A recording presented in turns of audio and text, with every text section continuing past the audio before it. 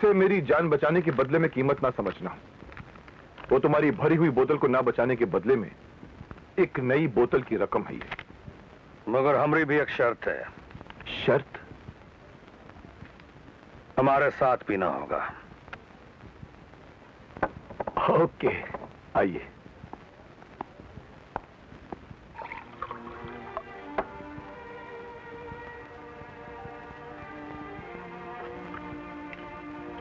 हमेशा अकेले ही पीते हो। अकेलापन तुम्हें बहुत पसंद है। हम अकेला जीता हूं, अकेला पीता हूं। न कोई हमारा न हम किसी का। कल तक ये बात सच थी, मगर आज सच नहीं है। मेरी जान बचाकर तुमने ये साबित कर दिया है कि इंसानियत के नाते तुम मेरे दोस्त हो, और तुमसे नई जिंदगी पाकर मैं भी हमेशा के लिए तुम्हारा दोस्त हो गया हूं। ये जो रिश्ता तुमने अभी अभी जोड़ा है, समझो यहीं शुरू हुआ और यहीं खत्म। कहा है कि हम कोनो रिश्ता में विश्वास नहीं रखता हूं। मगर तुम्हारी आंखें तो कुछ और ही बता रही हैं। इनमें साफ दिखाई दे रहा है कि तुम एक चोट खाए हुए जख्मी फरिश्ते हो। बंद करो ये बकवास। तुमको हमारे साथ शराब पीनी हो तो पियो, नहीं तो दफा हो जाओ। नहीं जगन्नाथ, आज मैं ऐसे नहीं जाऊंगा। अपने बीते हुए कल पर जो दरवाजा तुमने बंद कर रखा है, आज मैं उसे खोल कर ही जाऊंगा। कुछ और नहीं तो कम से कम एक दिलचस्प किस्सा तुम्हें आज जरूर सुनाकर जाऊंगा। सन 1980 में आजादपुर सेशन कोर्ट में एक केस आया था, एक अमीर व्यापारी सेठ और सरकार के बीच। उस केस का प्रिंसिपल विटनेस, जिसके बिना पर पूरा केस खड़ा था, उसका नाम था जगन। जानते हो, सरकार वो केस हार गई और उस मुलजिम को बाइज्जत बरी कर दिया गया। वो मुलजिम कोई और नहीं था, उस व्यापारी सेठ का बेटा राकेश नाथ था। लेकिन वो राकेश नाथ इस केस के बाद कहीं चला गया, शायद शहर छोड़कर या फिर देश छोड़कर। नहीं, दुनिया छोड़कर चला गया।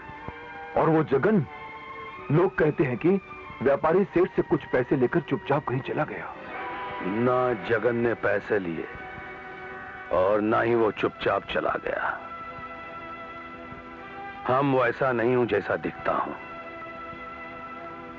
हमरा भी एक हरा भरा परिवार था। हमारी बीवी तो गुजर चुकी थी, लेकिन हमरा एक ठो बच्चा था, बिरजू, हमार बचवा। बापू, बापू, हम आ गए। अरे बिरजू, आजा हमार बचवा, आजा आजा बिरजू। बापू, आप हमको 5 लाख रुपए देंगे? 5 लाख रुपए? अरे भैया, 5 लाख रुपए तो बहुत ज्यादा होता है। तो क्या हुआ, लेकिन हमको 5 लाख रुपया चाहिए, क्योंकि जब हम बड़े होंगे ना, तब गरीब बच्चों के लिए स्कूल खोलेंगे, जिसमें सब बच्चे मुफ्त में पढ़ाई कर सकेंगे। क्यों बापू? अरे वाह वाह बबुआ, 5 लाख रुपया से गरीब बच्चन के लिए स्कूल बनवाएगा? ये तो बड़ी खुशी की बात है बचवा। अरे वाह वाह, 5 लाख रुपया, फिर तो हम कहीं से जरूर इंतजाम करेंगे। घर में बिजली लगाने के पैसे न होने की वजह से फुटपाथ पर खंबे की रोशनी में हम बिरजू को पढ़ाता। हम बिरजू का माँ, हम ही बिरजू का बाप। उसी रोशनी में हमारा बिरजू पढ़ता और हम उसको टुकुर टुकुर देखता रहता। प्यास लगने पे जब हम बिरजू के खातिर पानी लाने निकला, तो हमें क्या पता था कि हमारा बिरजू प्यासा रह जाएगा। यकवायक सामने से नशे में धुत एक अमीर सेठ का लड़का गाड़ी चलाकर आया और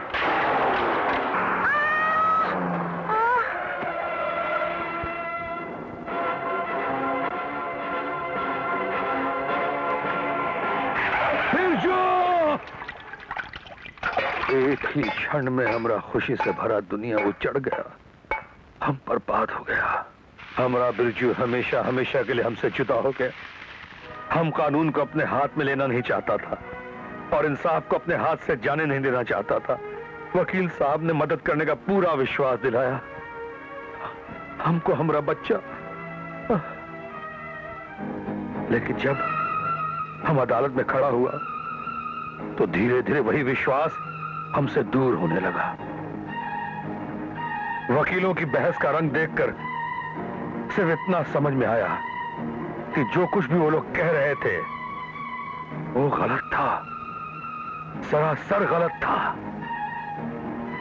और हुआ वही जिसका डर था। जब अदालत में फैसले की घड़ी आई, यह अदालत इस नतीजे पर पहुंची है कि रास्ता बंद होने के बावजूद जगन्नाथ का अपने बच्चे के साथ रास्ते पर बसना गैर कानूनी था।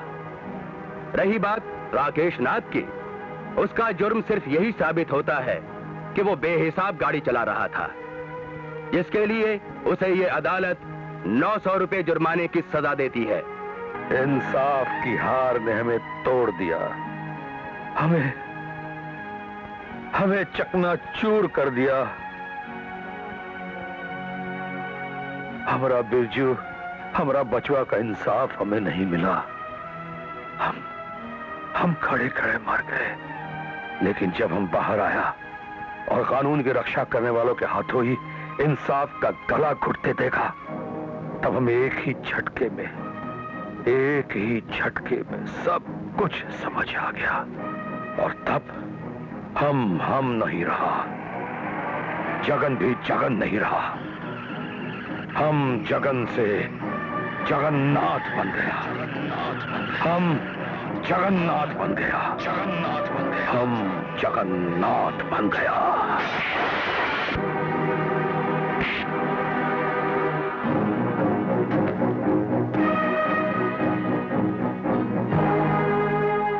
सीने की भड़ास को पूरी तरह बाहर निकालने के बाद भी हमें आज तक चैन नहीं आया वकील बाबू।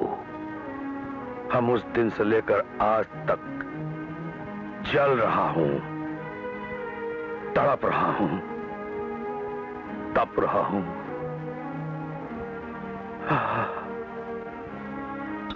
हाँ जगन्नाथ, तुम तप रहे हो नफरत की आग में। और इस नफरत की आग से तुम्हें मुक्ति उसी दिन मिलेगी जिस दिन तुम अपने बेटे बिरजू के नाम स्कूल बनाओगे। हाँ, लेकिन इस नेक काम की नींव अच्छे काम से पड़नी चाहिए। तुम खुद ही सोचो जगन्नाथ, एक मौत का हथियार बनाने वाला इंसान जिंदगी का मधुर गीत कैसे गा सकता है? अपने दिल और दिमाग को अच्छे रास्ते पर डालो, पैसे खुद ब खुद आ जाएंगे, स्कूल भी बन जाएगा। और इस नेक काम के लिए तुम्हें अगर मेरी जरूरत पड़े तो बुलाने में कभी देर मत करना। मैं हमेशा तुम्हारे साथ हूं, हमेशा। जगन्नाथ, अब मैं चलता हूं। अच्छा,